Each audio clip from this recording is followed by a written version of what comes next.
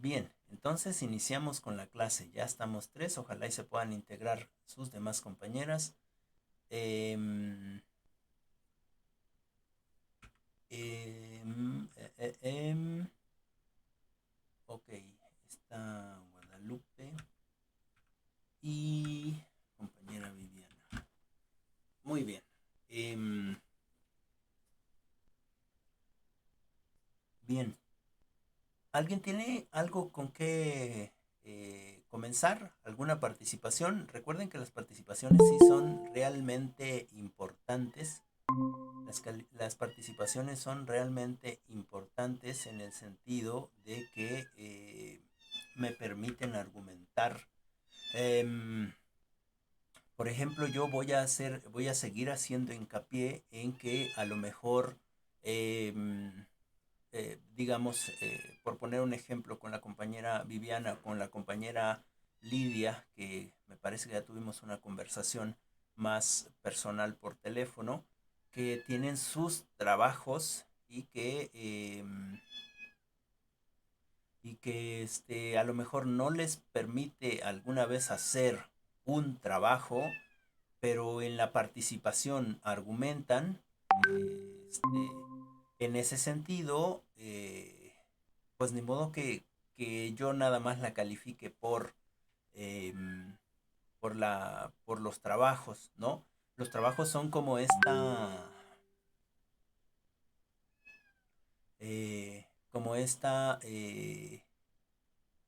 digamos, esta ayuda para, por si no participamos, ¿no? No vamos a alcanzar un porcentaje muy alto, sin embargo, eh, nos ayudaría para ir pasando, ¿no? En otro sentido, si yo argumento, ¿no? Y alguien me ve las listas, por ejemplo, el compañero coordinador me dice, a ver, muéstrame tus listas, cómo es que la compañera Jocelyn o la compañera eh, Viviana tienen esta calificación.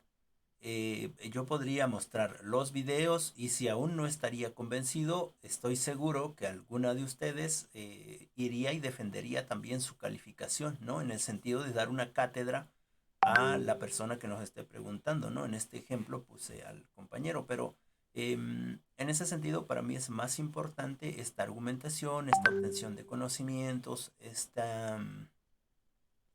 pues esta independencia del docente, ¿no? Este paradigma, de hecho hoy vamos a ver paradigmas, creo, en administración, este paradigma de que las cosas tienen que ser como se venían haciendo porque así me funcionan, ¿no? Siempre hay que ir buscando nuevos paradigmas, nuevas formas. En este sentido, um, Eduardo contaba una anécdota de, de la utopía, ¿no?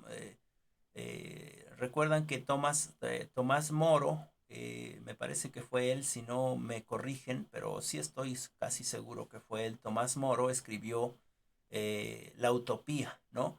Ese sueño de un país o de un lugar bueno para todos, donde todo era para todos, es decir, algo hermoso, una utopía, un sueño pues que en ese momento era irrealizable, por eso se llama utopía, ¿no? Y en ese sentido, Eduardo Galeano eh, cuenta, no le pasó a él, pero él cuenta, no recuerdo a su compañero autor, he leído más a Galeano, entonces me queda más el nombre de Eduardo Galeano. Eh, Cuenta que le preguntaron en una entrevista que para qué hablaba tanto de la utopía. ¿Para qué si la utopía es algo que nunca se puede lograr? Es un sueño que no se logra, es un sueño irrealizable, es una tontería, ¿no? Y, y entonces él le explicaba de la siguiente manera, ¿no? Decía que él estaba parado en un punto y su utopía estaba parado a 10 pasos. Entonces él avanzaba 10 pasos hasta llegar a la utopía y cuando llegaba a esos 10 pasos resulta que su utopía ya no estaba ahí, que su utopía había avanzado 20 pasos y avanzaba 20 pasos y la cosa es de que siempre que avanzaba la utopía no estaba ahí ya, ¿no? Ese sueño era inalcanzable, nunca, nunca lo podía alcanzar y entonces el entrevistador le decía, bueno, y entonces ¿para qué sigue hablando de utopía si no sirve para nada? ¿O para qué sirve? Le preguntaba el entrevistador. Y este personaje decía, para eso. ¿Para qué? Dice el entrevistador. Pues para eso. ¿Cómo que para qué? No entiendo para qué sirve. Pues para avanzar, ¿no? Es decir, yo siempre voy avanzando a un sueño que no tengo, que no voy a alcanzar nunca, pero precisamente me permite ir avanzando, ¿no? En ese sentido, nosotros y nosotras no podemos precisamente estar pensando que ya conocemos el todo. No puedo decir que yo ya sé de diseño instruccional o que yo ya sé planear o que yo ya sé de administración educativa porque siempre hay más conocimiento. Siempre, siempre estoy al límite del conocimiento y nunca lo alcanzo, ¿no? Eso me parece que lo decía Vygotsky. En ese sentido, nunca puedo llegar a conocer el todo. Nunca puedo ser yo la persona hecha. ¿Saben cuándo voy a ser la persona hecha? ¿Cuándo ya no voy a poder avanzar más? ¿Cuándo ya no voy a poder aprender más? ¿Cuándo ya no voy a poder ser mejor persona? ¿Cuándo? Sí hay un final. Y entonces voy a alcanzar el total del todo lo que soy en el momento de mi muerte, ¿no? Eso lo dice Derrida, ¿no? Cuando alcanzo ese, cuando alcanzo el ser completo del yo, cuando me acabo de construir en el momento de mi muerte, no hay otra posibilidad, porque mientras tanto estemos vivos, tenemos la posibilidad de seguir aprendiendo, tenemos la posibilidad de seguir teniendo sueños, tenemos la posibilidad de seguir alcanzando metas, tenemos la posibilidad de seguir proponiendo metas. En ese sueño, en ese sentido, perdón, nuestra vida es una utopía. Nunca la vamos a terminar de hacer. Hasta la muerte, claro. Cuando ya muramos ya no tenemos otra posibilidad, ¿no?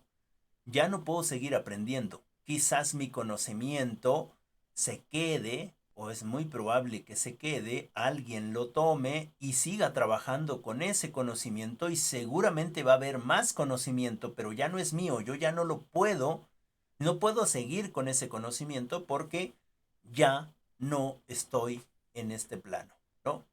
En ese sentido, bueno, esos deberían de ser nuestros objetivos, esa debería de ser parte de nuestra competencia, esa debería de ser parte de nuestras metas, ese debería de ser parte de nuestro desarrollo instruccional, ¿no? Es decir, desarrollar ciertas materias para dejarlas abiertas, ¿no? Como si nunca terminaran, ¿no? Y disfrutar el camino. Con esto termino para que alguna de ustedes participe. Recuerden que las participaciones tienen mucho peso.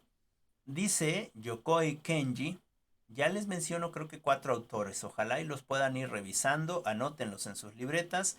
Hago un paréntesis, recuerden que las anotaciones son de las clases, no son de las anotaciones que ustedes hacen, o la toma de notas son las que ustedes hacen en clases. Cierro el paréntesis. Entonces, nosotros, con respecto a lo que les digo de Yokoi Kenji, nosotros siempre queremos saber el final de todo, ¿no? Siempre, siempre queremos saber el final de todo. Es decir, hay una novela y en la novela pasa de todo y al final la señorita, que era muy pobre, se encontró a un tipo rico que por suerte se enamoró de ella. La idea que nos venden, digamos, en ese sentido de la Cenicienta. Y bueno, y entonces ahora es la dueña de la casa y de las propiedades y vivieron felices para siempre, ¿no? Ah, qué bonito. El final, ¿no? O siempre queremos saber el final de todo, es decir, nunca disfrutamos el viaje, nunca, nunca. Y entonces Yokoi Kenji en ese sentido decía, eh, bueno, él es colombo-japonés, ¿no? Es un colombiano, nacido en Colombia, pero también tiene la nacionalidad japonesa debido a que su padre es japonés y entonces también es japonés, ¿no? Puede andar entre Colombia y Japón cuando quiera o entre todo el mundo. Es un gran ponente. Y entonces él decía que en ese sentido de ser latinoamericano, cuando se fue a Japón a estudiar, ¿no? El profesor les contaba, ¿no? Que iba un monje caminando sobre una pendiente, es decir, en un cerro, iba en un camino, ¿no? Y iba caminando, va caminando muy contento, silbando, disfrutando el paisaje, ¿no? Y de repente se da cuenta que a lo lejos, que digamos a unos 100 metros, viene un león, ¿no? Bajando en el mismo camino, no hay para dónde hacerse, ¿no? Si corre hacia abajo, el león lo va a alcanzar. Si corre hacia arriba, pues es obvio, ¿no? Que se lo va a comer el león. Y entonces voltea hacia su derecha y pues hay voladero, ¿no? Y él piensa, dejo que me coma el león o mejor me aviento al vacío. Y entonces, en este sentido, él ve que el león empieza a venir y se avienta al vacío, pero para eso ya era un poco tarde, ¿no? Entonces, se avienta al vacío y a pocos metros de llegar al suelo, queda atrapado entre un árbol, ¿no? En las ramas de un árbol. Está oscuro, entonces él se abraza, no sabe cuánto hay, eh, digamos, hacia el suelo. El árbol estaba inserto en la montaña, digamos, ¿no? Entonces no sabe cuántos metros hay hacia el suelo y decide pasar ahí la noche debido a que pues no ve qué cosa es lo que está pasando abajo, ¿no? Y al otro día despierta y resulta que está a muy pocos metros del suelo, pero el león está abajo esperándolo, durmiendo también, ¿no? Y de repente voltea su vista hacia el frente y hay una fruta deliciosa, ¿no? Estira la mano, agarra la fruta y la disfruta. Es una fruta tan deliciosa que la disfruta, ¿no? Y ya, eso es todo. Y en ese sentido, Yokoi Kenji dice que él, dice, pero ¿qué más pasó? ¿Se lo comió? ¿Se cayó? ¿Qué cosa pasó? ¿Se murió ahí? Queremos saber el final. Y es que el problema está en que siempre queremos saber el final. Nunca disfrutamos el trayecto, ¿no? Él dice que siendo niño pregunta, ¿y qué pasa después? ¿Cómo que qué pasa después? Ya se acabó el cuento. No, pero no hay un final. Pues ese es el final. ¿Cuál? Pues cuando tomó la fruta, ¿no? Es decir, siempre a nosotros, en este sentido, nos quieren decir que necesitamos o nos quieren obligar a saber el final de todo. Y lo importante no es el final, lo importante es el trayecto, lo importante es lo que yo disfruto con mis hijos, lo importante es lo que yo disfruto cuando aprendo, lo importante es, digamos, lo que yo disfruto trabajando, lo importante es lo que yo disfruto de mi vida, ¿no? Es que yo ya no disfruto nada, pero estamos viviendo, deberíamos de intentar buscar ese disfrute. Y eso tiene que ver con el desarrollo instruccional en el sentido de precisamente de las competencias que deberíamos alcanzar. En este sentido estamos buscando estas competencias que se nos mencionan en las lecturas son precisamente competencias en el sentido laboral, competencias en el sentido eh, profesional, es decir, competencias más objetivas. Pero ¿qué pasa con las competencias en el sentido emocional, subjetivo? ¿Cuándo vamos a adquirir esas competencias? ¿O vamos a seguir siendo robots, ¿no? Que nos digan levanta un pie y lo levantamos, nos digan haz esto y lo hacemos, nos den 100 pesos por un voto y votamos, ¿no? Es decir, necesitamos otro tipo de competencias, ¿no? En este sentido eh, de la clasificación de las competencias. Aquí solamente me parece que vemos tres, ¿no? Hay muchas más competencias que deberíamos de estar trabajando eh, en nuestra vida, ¿no? Es decir, no ver el final, disfrutar el trayecto. ¿Cuándo va a ser el final? Pues ya les decía yo en este sentido que decía Derrida, ¿no? Cuando muramos. No hay más. En el sentido de los amores. No es que este amor es un amor imposible. Pues es un amor imposible en el sentido de que la otra persona o yo mismo muera. No, no hay otra imposibilidad, ¿no? Quizás es un amor que no se puede dar por ciertas características, ¿no? Pero imposible no puede ser hasta que lleguemos al final de nuestras vidas, um, que es en ese sentido la muerte. O como cuando decimos es que ella es mi amor verdadero. No puede ser ella o él mi amor verdadero hasta que se introduzca ese amor verdadero dentro del otro. ¿Y cuándo va a ser eso? Pues va a ser en la muerte, ¿no? Cuando yo quiero a alguien y esa persona, sea quien sea, no estoy hablando del amor filial, sino digo del amor hacia otra persona, novio o novia, esposo o esposa, sino el amor en general, ¿no? Cuando la otra persona ya no está más y tú lo sigues amando, ese es un amor verdadero, ¿no? Y al decir ya no está más, me refiero a este plano específico de nuestra realidad. Y en ese sentido es una competencia que deberíamos de trabajar también en estos diseños instruccionales, ¿no? Buscar estas formas de hacer filosofía, de hacer pensamiento, de hacer debate con el otro. Yo comentaba con una de sus compañeras, y con esto cierro para que ustedes puedan participar, eh, que está trabajando también en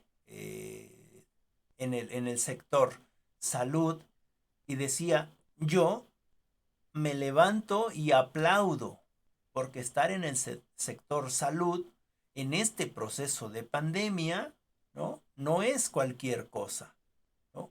Es algo muy importante. El problema es que estamos en este sentido diseñados instruccionalmente para pensar otras cosas que no son, ¿no?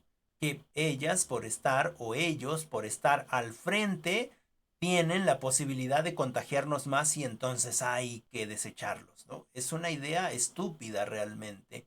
Y eso es por esta manera técnica de que nos están educando. ¿Por qué nos educan de esa manera?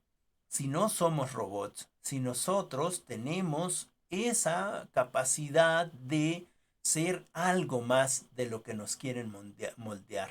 En ese sentido, nosotras no somos o no vamos a ser los instrumentos para moldear a los jóvenes a la imagen y semejanza de la que los gobiernos quieran, ¿no? ¿Qué es lo que necesitamos? Crear gente crítica, propositiva, eh, pensante, consciente.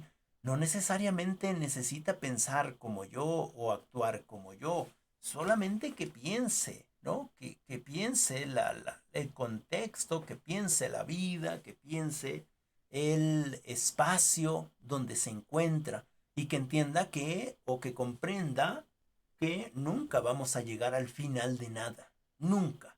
Siempre estamos en ese proceso, siempre nos estamos haciendo, ¿no? Es decir, siempre nos construimos. Ya les digo, cuando nos dejamos de construir, en este sentido de adquirir nuevas competencias, en la muerte, ahí ya no hay posibilidad de otra cosa. Pues bien, eso sería mi participación que tiene relación con esta lectura, cuando menos con la primera lectura que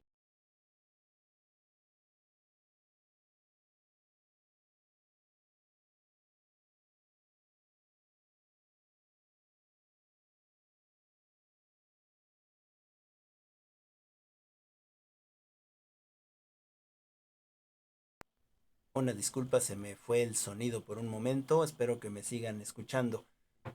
Cuando menos les decía con esta lectura que es la de competencias, ¿sale?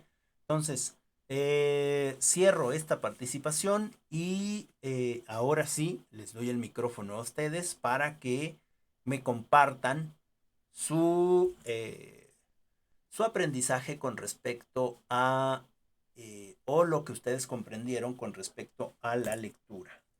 ¿Sale? Adelante. ¿No? ¿Nadie? Adelante, Guadalupe. Bueno, pues por lo que comprendí de la competencia académica, bueno, así Ujú, como usted comentó que hay tres, que es la competencia académica, laboral y profesional, ujú, que las condiciones básicas son de aprendizaje escolar y que conllevan una responsabilidad de la educación y en el proceso de aprendizaje hay múltiples acciones, ya sean sociales, cognitivas, culturales, incluso afectivas, ujú. que nos ayudan con la facilidad con facilidades productivas que nos ayudan a formar un aprendizaje y con una conducta de una persona puede ser dependiendo de una inteligencia más avanzada y también con competencias académicas podemos resolver los problemas y podemos trabajar en equipo y también podemos asumir un liderazgo Ujú. y también podemos seguirlos. Básicamente las competencias nos ayudan a desarrollarnos de manera social y cultural, teniendo equidad y nos ayuda con los deberes ciudadanos. Ok. ¿Eso sería todo? Sí, eso sería todo, profe. Ok, ok. ¿Alguien más tiene alguna otra participación?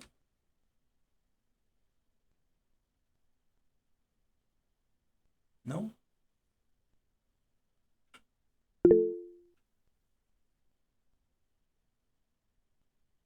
Dice la compañera Viviana, nos hacemos competentes para realizar múltiples acciones apoyándonos en los conocimientos adquiridos, utilizando nuestras inteligencias múltiples. Sí, eso es un tecnicismo, pero en realidad sí, tenemos muchas inteligencias, ¿no? Somos inteligentes para muchas cosas. Dice, debemos de contar con la experiencia que ya tenemos para apropiarnos de nuestros conocimientos. Sí, la experiencia no solamente digamos, se adquiere desde lo que aprendemos, sino también desde lo que, eh, desde lo que ponemos en práctica, ¿no? Bien, si no hay nadie más que desee participar, que quiera abrir su micrófono o escribir, iremos desmenuzando la lectura en este sentido de la introducción que se hizo para, eh, digamos, para irla comprendiendo de una mejor manera. ¿Sale? Entonces, en este sentido de las competencias académicas, en este sentido de las competencias académicas, se supone, o lo que quiere dar a entender este documento, ¿no? Que precisamente tienen que ver con las condiciones básicas del aprendizaje, es decir, cómo es que aprendemos.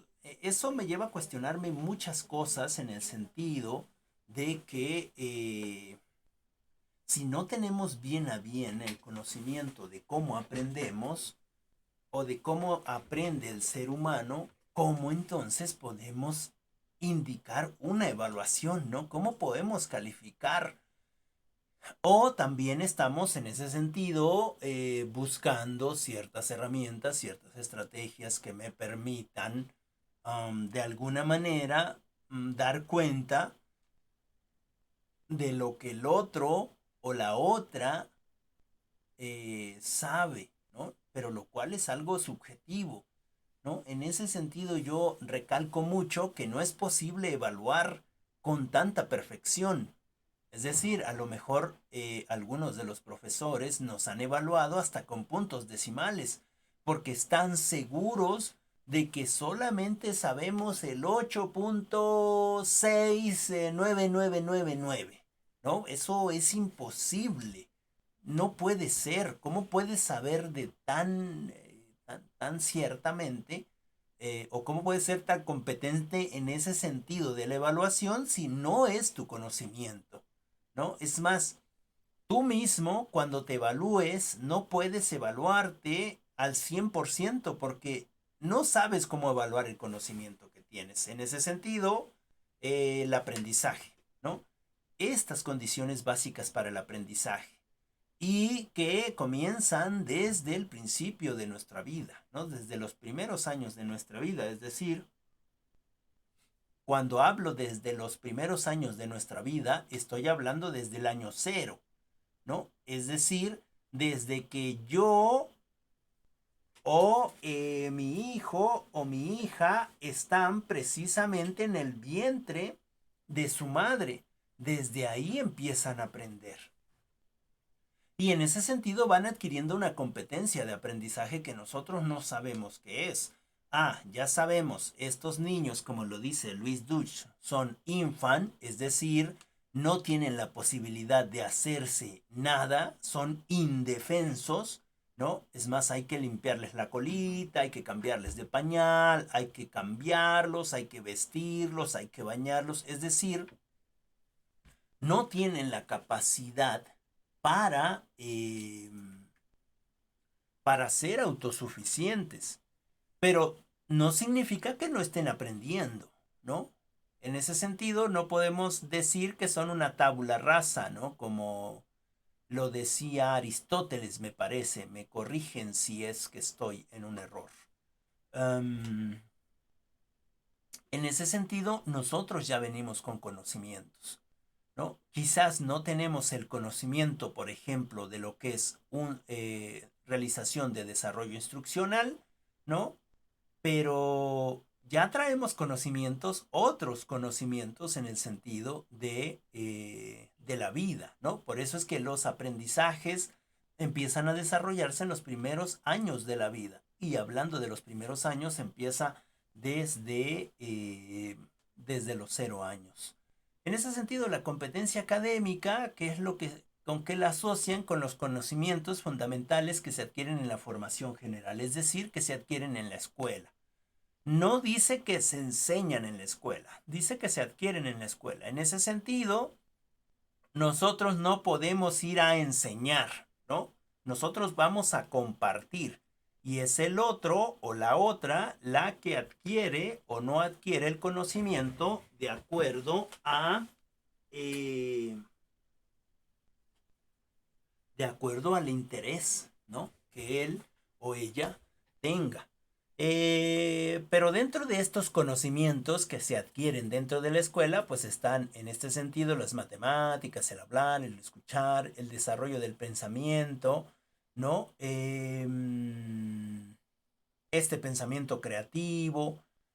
Ojalá y pudiéramos aprender también o nosotros desarrollar este pensamiento crítico, pensamiento filosófico. Es decir, nosotros podemos decir, es que yo no soy filósofo, yo no filosofo, pero seguramente cuando nos vamos a algún lugar o cuando tenemos tiempo, ¿no? O nos sentamos en algún espacio, eh, seguramente nos ponemos a pensar cosas, ¿no es cierto? Y dice una compañera eh, del mismo grupo, pero de otra materia y de la otra universidad, es que yo a veces me malviajo, ¿no? Y entiendo esa palabra común, ¿no? Vulgar, digamos, porque viene del vulgo, como que me pongo a pensar cosas que a lo mejor no tienen sentido, pero que a mí me hacen reflexionar. Y en ese sentido, esa tendría que ser una competencia, ¿no? Es decir, no solamente tener pensamiento creativo, sino también tener pensamiento reflexivo y consciente y propositivo. En ese sentido, el pensamiento, cómo solucionar ciertos problemas. En ese sentido, también el pensamiento. Nosotros para solucionar tal o cual problema, pensamos, ¿no es cierto? Y esto me da precisamente la toma de decisiones, la asimilación, la comprensión, la capacidad de aprender a razonar, ¿no? Cualidades personales, la autorresponsabilidad, la autoestima, la sociabilidad, autodirección e integridad. No, eso es lo que menciona la lectura.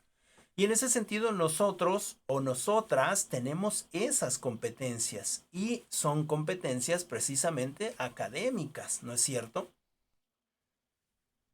Porque estamos aprendiendo a crear este pensamiento, ¿no? Este pensamiento, dice su compañera Viviana, con inteligencias múltiples, es decir, tomar cada una de esas inteligencias o cada uno de esos conocimientos o cada una de esas formas de hacer las diferentes cosas que nos proponemos, ¿no? Para llegar a una solución o a un fin común.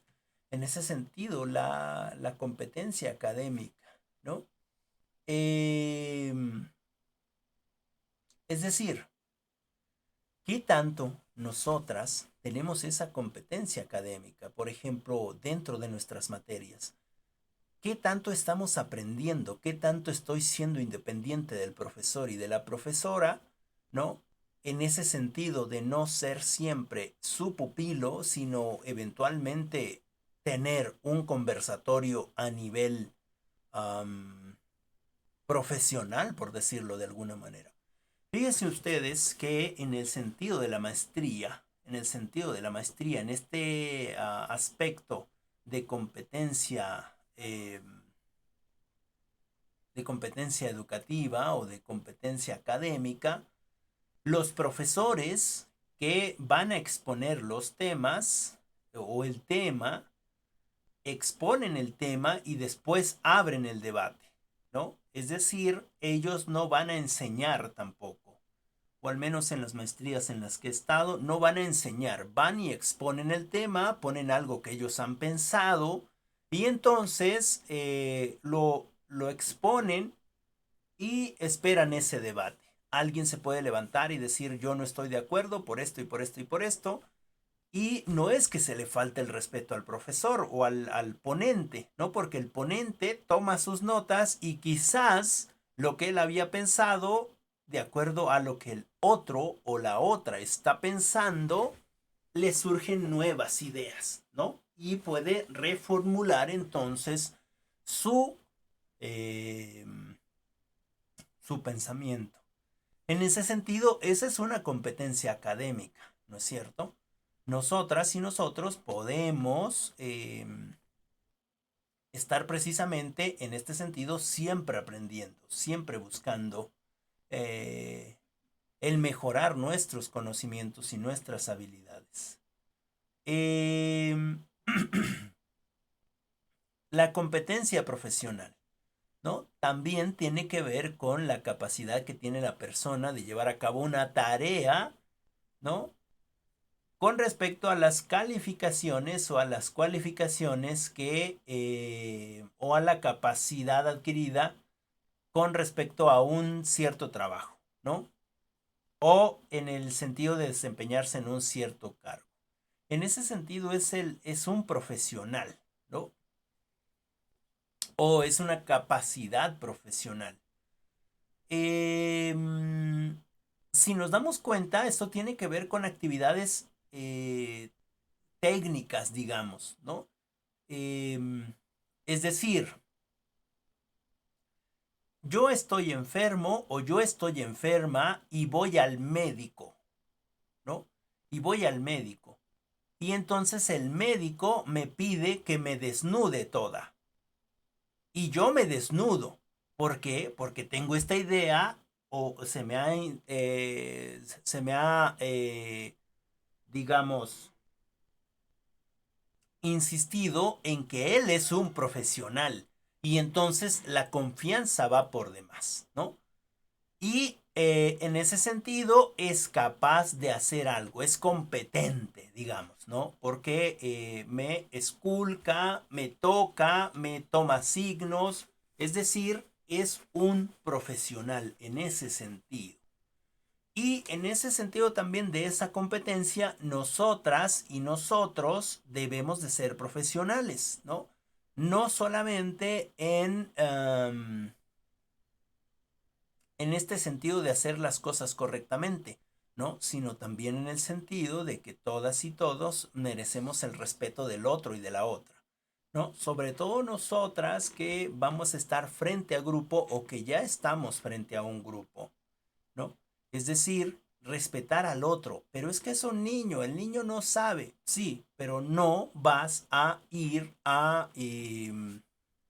digamos, a imponerle algo que él no quiera hacer, ¿no? No puedes hacer eso. Necesitamos buscar estas estrategias que le permitan al niño, a la niña, adquirir la, eh, los aprendizajes necesarios, ¿no? Que le permitan adquirir los aprendizajes necesarios. Denme un segundito.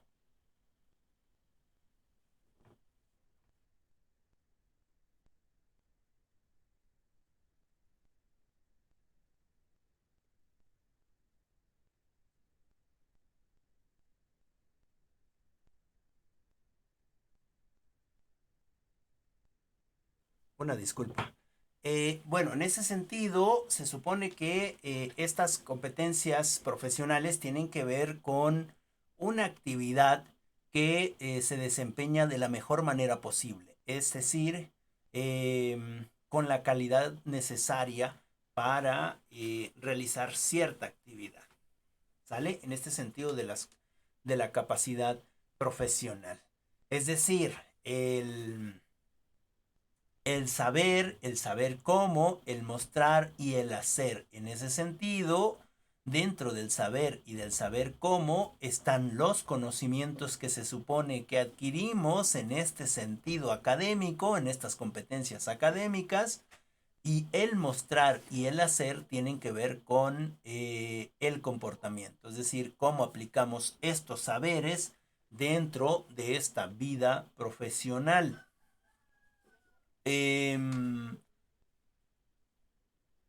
y estas dos competencias van ligadas, es decir, se liga mucho a esta competencia de formación académica o esta formación académica con la práctica profesional.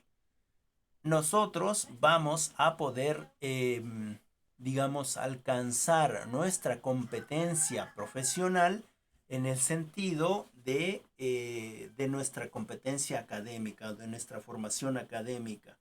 Ahora nos podemos hacer profesionalmente muy competentes en una sola actividad. En ese sentido, no somos tan profesionales, ¿no? Es decir, cuando buscamos esa competencia profesional, tiene que ver precisamente con la competencia que adquirimos en todos los ámbitos del saber, o cuando menos en todos los ámbitos del saber de mi materia o de mi profesión, ¿no? En ese sentido. Eh, Bien, y la tercera competencia que vamos a ver ahora, que también está ligada con lo profesional, es la competencia laboral, ¿no? En este sentido, la competencia laboral es el saber hacer, en el sentido de que yo ya ya tengo una competencia académica, es decir, mi competencia académica en este sentido de que nunca dejamos de aprender, lo que comentábamos al principio, siempre va a estar ahí. Es decir, yo voy a estar siempre aprendiendo. Y en ese sentido va a ir mi competencia laboral y mi competencia profesional, ¿no? Porque tiene que ver con el desempeño en el trabajo o con el desempeño en el comportamiento, ¿no? Laboral, eh, de cómo hacer las cosas. Es decir, si yo siempre tengo una competencia académica, siempre voy a estar aprendiendo. No sé algo, no sé cómo se realiza alguna actividad dentro de la empresa, dentro de la institución, dentro de la escuela, y en ese sentido yo me pongo a investigar, y esa es una siguiente competencia que no viene aquí, que es la competencia de investigación. Pero dentro de esa competencia de investigación está precisamente la competencia académica, porque yo sigo aprendiendo. Y en ese sentido de la competencia académica, me sigo profesionalizando. Y entonces tengo la competencia profesional, porque sigo aprendiendo, porque me sigo profesionalizando, porque sigo en este sentido académico de seguir aprendiendo. Y esto me lleva precisamente a esta competencia laboral, ¿no? Porque me permite entonces em, la construcción social de aprendizajes significativos, ¿no? Para el desempeño productivo en una institución de trabajo, que se obtiene no solo a través de la instrucción, sino también mediante el aprendizaje por la experiencia en situaciones concretas de trabajo. Es decir, ya no solamente es la competencia académica, la competencia profesional, la competencia laboral, sino también es la competencia con respecto a la experiencia y la competencia con respecto a la investigación. En ese sentido, con respecto a esta lectura, habla de competencias. Ahora, ¿qué tiene que ver con el desarrollo instruccional? ¿No? Pues que deberíamos nosotras, de alguna manera, buscar este tipo de competencias dentro del desarrollo de una materia. Es decir, no estar cerrando la materia en el sentido de que eh, con eso vamos a saber el todo, sino siempre hay más cosas que aprender en este sentido de competencias, ¿no? Y entonces siempre podemos ser más competentes, siempre podemos ser más, pues más cercanos a un nuevo conocimiento, ¿no? Ya les decía en este sentido que vamos a dejar de aprender hasta el momento de nuestra muerte. Bien, no sé si tienen alguna pregunta con respecto a las competencias. Son solo tres, pero existen muchas más. ¿Alguna preguntita? ¿No? No, de mi parte no. Ok, ok, De mi muchas parte gracias. tampoco. Ok, Gracias. muchas gracias. Entonces, el siguiente tema es la seriación de contenidos. Aquí hay un ejemplo de una materia de cómo se van haciendo la seriación de contenidos, es decir, qué contenido va después, pero no ponemos un contenido en específico, sino ponemos las fases de descripción con respecto a un modelo que ya más o menos vimos, que es el modelo instruccional de ADI, ¿no? En el sentido de poder seriar los contenidos, ¿no? Por ejemplo, en el caso de nosotros, iniciamos con desarrollo instruccional en este sentido del contenido de la evolución histórica moderna del desarrollo instruccional. Y luego hay otro contenido, ¿no? Que después de ese va el enfoque de competencias y luego las influencias de las creencias del desarrollo instruccional, el paradigma de Eddy. Es decir, a eso significa seriación de contenidos o eso es lo que significa crear la currícula, ¿no? Crear la currícula. ¿Qué materia va a ir después de otra materia? Por ejemplo, en ese sentido, nosotros como pedagogas tenemos un mapa curricular o tenemos un currículum y no empezamos con planeación, ¿verdad? Es decir, no empezamos planeando, empezamos con cosas básicas que quizás algunos de nosotros o algunas de nosotras piensan que son materias de relleno por X o Y situación. Por ejemplo, nos ponen una materia que no es de pedagogía, que no es pedagógica, ¿no? Por ejemplo, ética, ¿no? Y decimos, bueno, ¿y por qué nos ponen ética? Si no tiene relación con la pedagogía, no habla nada de pedagogía.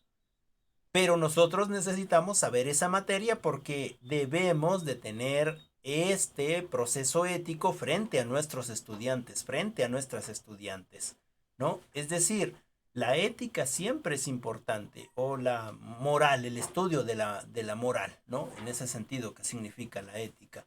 O otra materia que nos dan que es precisamente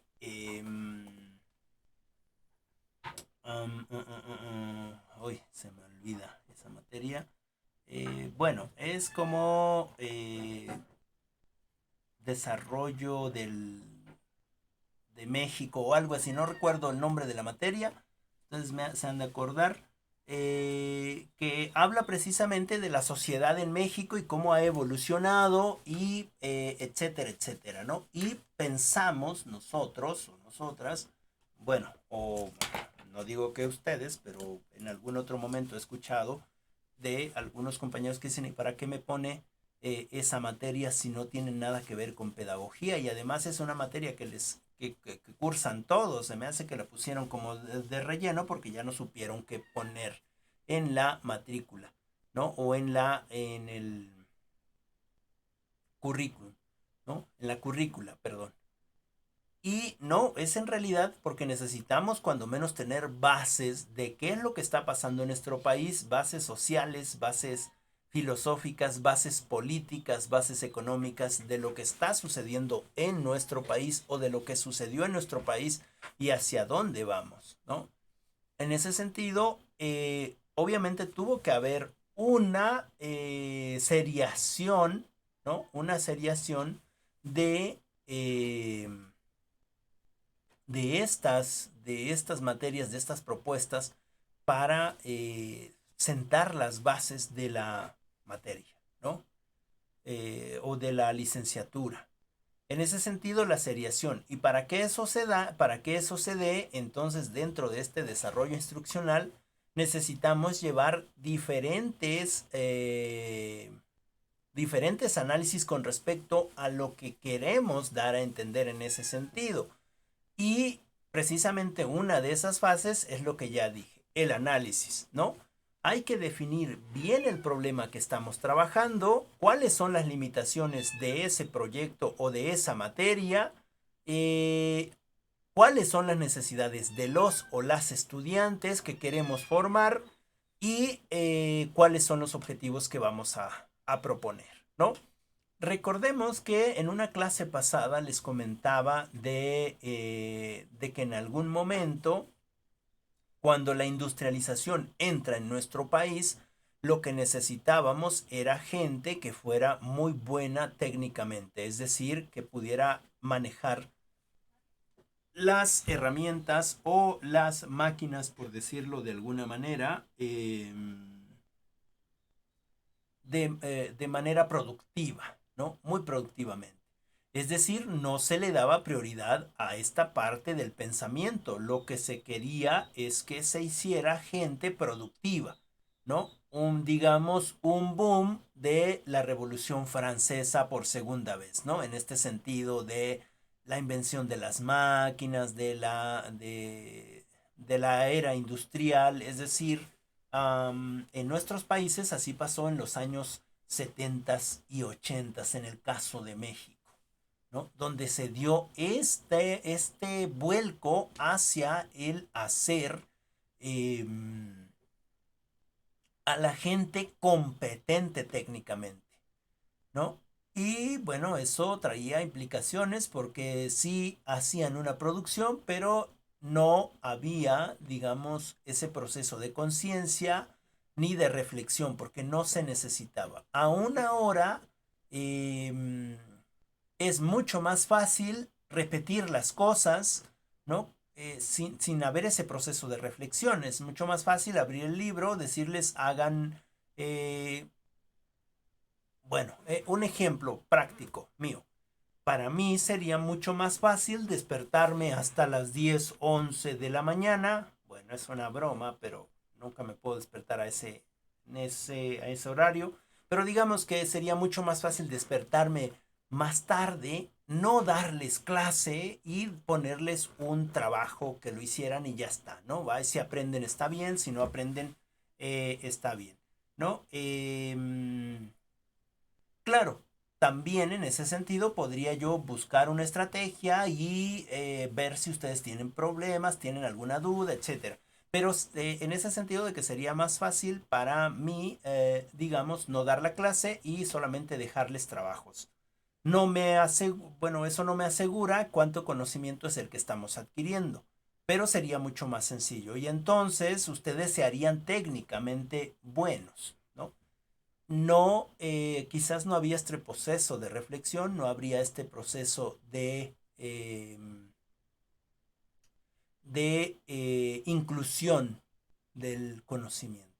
Ahora, eh, quizás alguno de los compañeros o compañeras en todo el país lo haga de esa manera porque a lo mejor está en contextos como en los que estamos nosotros, ¿no? Que no tenemos acceso a la tecnología y busca otras estrategias, ¿no? Yo recuerdo platicando con una compañera psicóloga, yo le decía, es que yo siento que si no veo que haya ese avance del conocimiento y no sé si están o no están al pendiente de lo que estoy diciendo.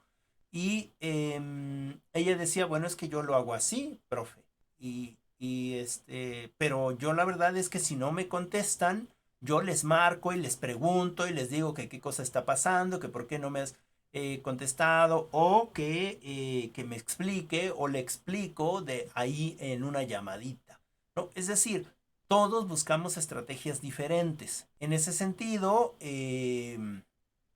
necesitamos entonces este proceso de análisis. Fíjense cómo hemos estado desarrollando nosotros en este proceso de pandemia, hemos estado haciendo un desarrollo instruccional y muchos de nosotros que no somos pedagogos lo estamos haciendo sin saber, pues precisamente, que estamos haciendo desarrollo instruccional. En ese sentido, el análisis, ¿sale? Hay que definir el problema. ¿Cuál es el problema en el que estamos parados? ¿Cuáles son las limitaciones de ese proyecto que queremos poner? Y cuáles son las necesidades de nuestros estudiantes o de nuestras estudiantes, ¿no? Y además de los objetivos. La segunda, em, el diseño. Una vez que ya tenemos el análisis, el diseño tiene que ver con el planteamiento de la estrategia para el desarrollo de la instrucción. Es decir, cuáles van a ser nuestros pasos, nuestras metas, nuestros objetivos, el contenido, es decir, plantear todo lo que voy a hacer estratégicamente. ¿Qué cosa va después de la cosa anterior o del trabajo anterior, de la materia anterior, del contenido anterior, ¿no? Y en ese sentido, una vez que tenga yo todo esto, puedo entonces poner en orden el contenido, puedo planificar entonces mis actividades, puedo ocupar recursos tecnológicos y puedo buscar estas formas de evaluación, ¿no? Si nos damos cuenta, nosotros por desgracia no nos conocemos, pero estamos haciendo ese tipo de cosas, ¿no? Estamos usando recursos tecnológicos, estamos buscando estrategias, el contenido ya lo tenemos, lo trabajamos ahí, estamos buscando esa planificación de actividades, ¿no? Estamos usando recursos tecnológicos también y estamos buscando formas de evaluación, ¿no? En este sentido, unas formas de evaluación, digamos, lo más acordes posible. Y después del análisis, después del diseño, primero el análisis, después el diseño, después viene el desarrollo, que es precisamente ya donde se elaboran los contenidos, las actividades y las formas de evaluación de manera más sistematizada. Y pues después de esos 3 pasos viene la implementación, ¿no? Es decir, vamos a empezar con la implementación de los contenidos, ¿no? Cómo se van a entregar esos contenidos a los estudiantes, cuál es la eficacia y la eficiencia de los materiales y el logro del aprendizaje, ¿no? En este sentido de la implementación es de poner en marcha y finalmente la evaluación. ¿Cómo es que se va a evaluar? De manera formativa, ¿no? En el sentido de que se verifican todos los logros, ¿no? Y se ajustan para llegar a una versión final o sumativa, ¿no? Donde al final se realiza una evaluación. En este caso, en nuestro caso, nosotros lo que hacemos es una evaluación formativa, ¿no? De hecho, no hay ninguna evaluación sumativa. Nosotras no necesitamos preocuparnos por un examen final. ¿Por qué? Porque ya estamos entregando trabajos, porque ya se está haciendo una evaluación todos los días de clase, porque específicamente estamos intentando aprender en este proceso de formación, por eso se llama formativa, ¿no? No llevamos una no llevamos una evaluación sumativa, sino formativa. Y en ese sentido, pues uno puede ir infiriendo de alguna manera la calificación del otro y de la otra. Bueno, y entonces en ese sentido de la seriación, primero necesitamos el análisis, diseñar, desarrollar, implementar y evaluar, ¿no? Creo que bueno, no creo, estoy seguro que estos los vimos también en otras clases anteriores, pero en ese sentido habla de la seriación de contenidos. Bien, no sé si tengan alguna pregunta o alguna duda, algo que quieran comentar. ¿No?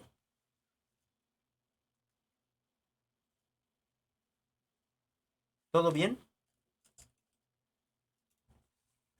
Viviana dice, ¿determina los contenidos, la organización y la estructuración de los programas de las asignaturas? Sí, que se va a enseñar el ordenamiento de la asignatura, cómo se van a dar, qué actividades se utilizarán y el tiempo requerido para ello. Sí, esas son propuestas en el sentido de qué actividades se utilizarán, porque